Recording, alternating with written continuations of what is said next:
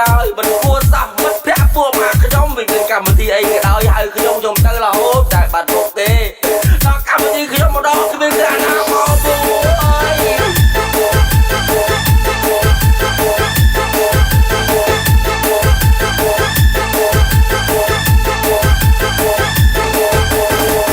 មានបុណ្យមានការមិនដែលខានម្ដងទេជុំលៀងបងគេទៅចាំចិត្តស្មងសពពុំខាគេរាប់ទុកយើងជាមិត្តល្អអីលើដល់កហៅគេវិញមិននិយាយទុកមុខគេពេកភ្លេចទុកមុំខ្លួនឯងខាងឡើងចេញស្អែកអស់វាថ្លៃជុំស្ដីញៀវហៅ100នាក់មកបានតែ2 3ពីយំមកញើដីចាំសេចក្ដីសែនមកនិយាយពីសង្វត្តខំតាមហត់ដល់ដៃខលថែមរត់ថ្ងៃប្រាប់ពីតាំងយ៉ាងច្បាំងដល់សាមីសេកឡាយ Facebook ដូចតាំងត្រង់ក្រោយក្រឡាប្រាប់ថាអត់បានទៅជាផ្ដាំមិនពាក់គុំតែម្ដងម្ដងទេឯងខំទៅគេកាប់ដៅលងផ្លូវយ៉ាងណាមិនមកជុំរកអានគ្នាទៅជួបមុងតាមផ្លូវតាមចិត្តដៅក្នុងវាយវាយវាយវាយវាយវាយវាយវាយវាយវាយវាយវាយវាយវាយវាយវាយវាយ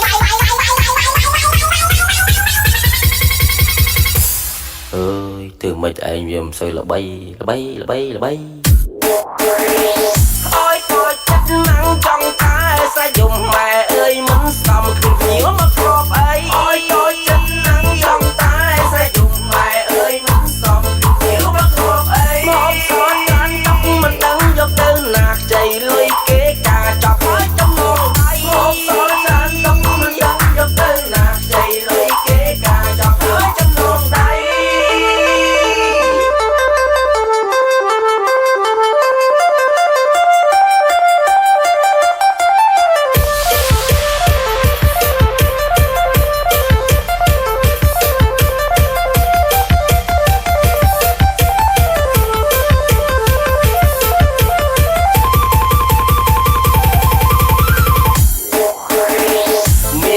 មានការមិនដែលខានម្ដងគេជុំលៀងបងគេទៅចាំចិត្តស្មងសពពុំខាគេរាប់ទុកយើងជាមិត្តល្អអីលើដល់កហៅគេវិញមិននិយាយទុកមុខគេពេកភ្លេចទុកមុំខ្លួនឯងខាង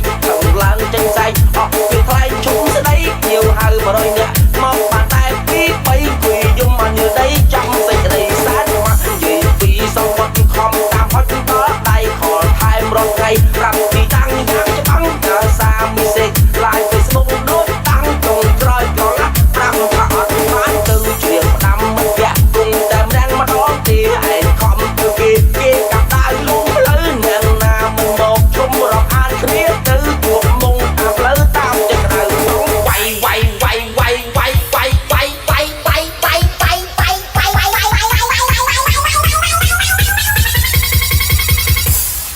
អើយធ្វើមិនឯងវាមិនសូវល្បីអើយក៏ចិត្តណាំងចង់តែសាយំម៉ែអើយមិនសមគ្នាភ្ញៀវមកគ្របអី